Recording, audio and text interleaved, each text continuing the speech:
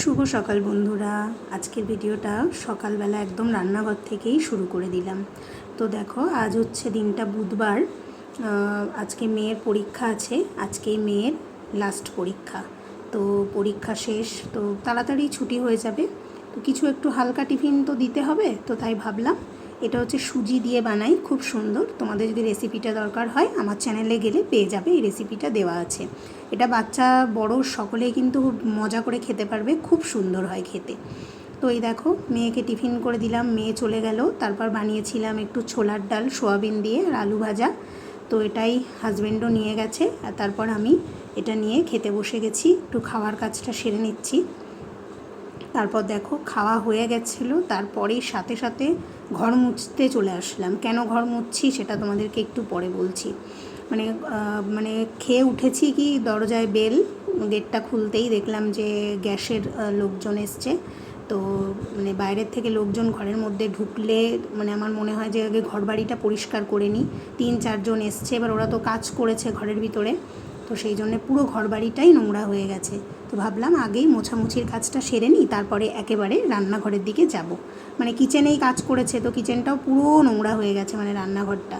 তাই ভালো করে আগে মুছে পরিষ্কার করে নিচ্ছি। তারপর হঠাৎ করে কালকে রাত্রেই একটু ঝড় মতো উঠেছিল। এখানের ওয়েদারটা এত বাজে, কিচ্ছু বোঝা যায় না কখন কি হয়।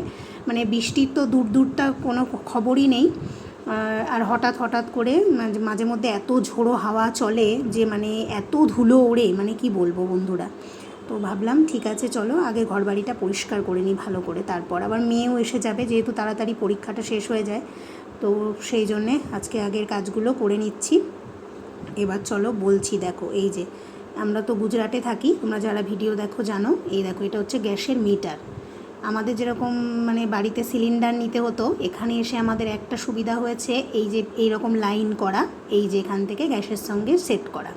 তো এইখান থেকে গ্যাসটা এসে যায়। তো আজকে এসেছিলো এটারই সার্ভিসিংয়ের জন্যে। তো সার্ভিসিংটা করতে আসে, এটা সম্পূর্ণ যে কোম্পানি গ্যাস দেয় সেই কোম্পানির লোকেরাই এসে বছরে একবার নাকি সার্ভিসিং করে। তো আমরা তো জানি না, এই ঘরটায় আমার 1 বছর হলো।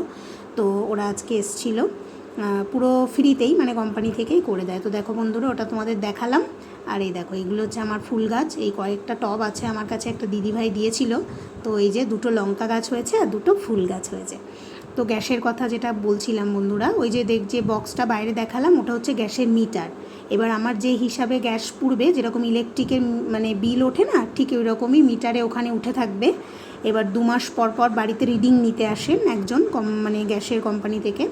এবার সেই রিডিং নিয়ে যায়, সেই অনুযায়ী আমাদেরকে বিল পাঠায়।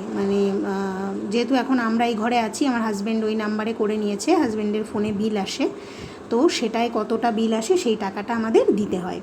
তো এটা একটা সুবিধা হয়েছে। কলকাতায় যেমন নিজেকে বুঝে নিতে হতো, যদিও আমার ডবল সিলিন্ডার ছিল, গ্যাস বুক করো একটা ঝামেলা, গ্যাস কখন আসবে একটা ঝামেলা। আর গ্যাস নিয়ে যা চলছিল কলকাতায়, এখনও হয়তো চলছে, দেখছি মানুষের কত অসুবিধা হচ্ছে। গ্যাস না থাকলে সত্যি আমাদের সকালবেলাতেই রান্নাঘরে ঢুকতে হয় সকলেরই। তো তখন গিয়ে মনে হয় যে কী করে কী হবে, তাই না বলো?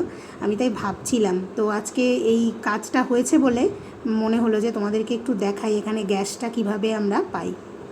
তো সেটাই দেখালাম বন্ধুরা। গল্প করতে করতে দেখো, এদিকে বললাম যে দেরি হয়ে গেছে, ঘরে কাজ করছিল। আর এখানে তো জানো, মাছ মাংসটা খাওয়াটা কি আমরা একদম খোলাখুলিভাবে খেতে পারি না, খুব লুকিয়ে চুরিয়েই খেতে হয় আর কি। তো যেহেতু ঘরে লোক কাজ করছিল, ওই জন্য আমি আর মাছ আজকে ফ্রিজ থেকে বার করতেই পারিনি। তো যাই হোক, নিরামিষ মতোই করে আজকে। আর ঝটপট এখন কি রান্না করব, এদিকে দেরি হয়ে গেছে, রীতিমতো 12টা 15 হয়ে গেছে যখন আমি রান্না করছি। তো মেয়েও বাড়িতে এসে গেছে। এদিকে দেখো, ওই ভেন্ডির একটু ঝাল করছিলাম। এটা 5 ফোড়ন, পেঁয়াজ, একটু লঙ্কা ফোড়ন দিয়ে একটু সরিষার গুঁড়ো ভিজিয়ে রাখি, সেটা দিয়েছি। তো খেতে কিন্তু এটা খুবই ভালো হয়। তো ভাবলাম যেটা ঝটপট হয়ে যাবে, এখন আর এত লেট হয়ে গেছে, বেশি কিছু তো করা যাবে না, তো সেটাই করি। রাত্রে হয়তো একটু ডিম অমলেট করে নেব। তো সেই অনুযায়ী করছিলাম। মেয়ে বাড়ি এসছে, একটু জল ঢল খেয়ে বলছে, মা কী খাই। ঘরে থাকলেই তো জানো বাচ্চারা। তো আমি বললাম যে তোর জন্য কালো আঙুর আনা আছে, তো সেটা যদি খাস তো খা। তো সেইগুলো বার করে দিয়েছি। কিছু তো করে নিতে পারে না, তাই একটু ধুয়ে নিচ্ছে আবার। সেটা আবার নিজের দেখলাম, ভিডিওটা ক্যামেরাটাকে ঘুরিয়ে নিয়ে নিজে দেখি আবার করছে। তো তো দেখো, বাবা তোমাদেরকে দেখিয়ে দিচ্ছে। তারপর এই যে ভেন্ডির তরকারিটা কথা বলতে বলতে আমার হয়েই গেছে। আজকে একটা বড় কাজ শেষ হলো, মেয়ের পরীক্ষা শেষ হলো। আজকে ছিল গুজরাটি পরীক্ষা। তো 7 আর 8, মেয়ে যেহেতু 7-এ এসে এখানে ভর্তি হয়েছিল, তো 7-এও গুজরাটি পড়েছে, 8-এও গুজরাটিটা শেষ হলো। এরপর আর 9 থেকে থাকবে না গুজরাটিটা, ও হিন্দিটাই মেন সাবজেক্ট হিসাবে নিয়ে নেবে। তো আজকে একটা বড় দুশ্চিন্তা শেষ হলো, মানে এসে আমি এখানে এত চিন্তা করতাম যে কি করে মেয়ে গুজরাটি পারবে। আমি তো গুজরাটির একটা লাইনও বলতে পারি না বন্ধুরা, আমার সামনে দিয়ে কেউ কিছু বলে চলে গেলেও আমি উত্তর দিতে পারি না। তো হিন্দি পারি, হিন্দি ইংলিশ বাংলা ঠিক আছে, কিন্তু গুজরাটিটা তো একদমই পারি না। মেয়ে সব পারে, লিখতে পারে, বলতে পারে, সব কিছু। তো মানে এটা একটা ভালো যে মেয়ে ভাষাটা শিখে গেছে। দেখো এদিকে করছিলাম একটু ঝিঙে আলুর তরকারি করব বড়ি দিয়ে, ওই বিউলির ডালের বড়িটা যেটা আমার মা দেয়, তো সেই বড়িটা দিয়েই, বড়িটা আগে ভেজে নিয়েছি, এবার সবজিটাও চাপিয়ে দিচ্ছি। তাই মেয়ে বাড়িতে এসছে, এই তো শুরু হয়ে গেল বন্ধুরা সারাটা দিন। এবার মানে এত অত্যাচার করবে, বাড়িতে থাকবে কয়েকটা দিন, মানে কি বলবো। তো যতদিন না বইপত্র আসছে, রেজাল্টটা দিচ্ছে, যদিও এখানে বেশি দিন ছুটি দেয় না, খুব তাড়াতাড়ি রেজাল্ট দিয়ে দেবে। তো এ বিষয়ে একদিন আলাদা একটা ভিডিও করব মেয়ে রেজাল্টটা বেরোলে।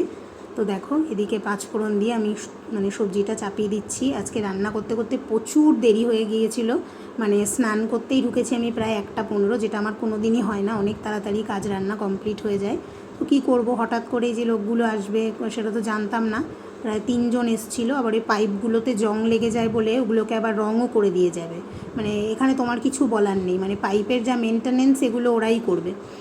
তো হাজব্যান্ডের কাছ থেকে শুনেছি বন্ধুরা, আমাদেরও যেরকম কিছু টাকা মানে ডিপোজিট দিয়ে তারপরে গ্যাস নিতে হয়, এখানে বেশ অ্যামাউন্টটা ওরা অনেক নেয়। কারণ এই যে পাইপ লাইন, তোমার পাইপ মিটার, এগুলোর জন্যে প্রায় 5-7 হাজার টাকা শুনেছি ডিপোজিট দিতে হয়, দিয়ে তারপর এগুলো করে দেয়। তারপরে যা মেনটেনেন্স হবে ওরাই করবে, তোমার কিছু চেঞ্জ লাগলেও সেটা ওরাই করে দেবে, পাল্টে টাল্টে ঠিক করে দেবে। তো যাই হোক, এই করতে করতে রান্নাবান্না তো কমপ্লিট হয়ে গিয়েছিল, পুরোটা দেখাতে পারিনি। তো দেখে নাও, ফাইনাল লুকগুলো দেখিয়ে দিই তোমাদের। ভাতটা কিচেনে রয়ে গেছে, আনা হয়নি। এই যে ঝিঙে আলু বড়ি দিয়ে একটু টমেটো দিয়ে এই যে একটু ঝোলঝোল করে একটা সবজি বানিয়েছি। আর এই যে সকালে ছোলার ডাল যেটা বললাম সয়াবিন দিয়ে বানিয়েছিলাম, তো এটা একটু আছে, মেয়ের জন্য রেখেছি। আর এদিকে বানিয়েছি ওই যে ভেন্ডির যে তরকারিটা।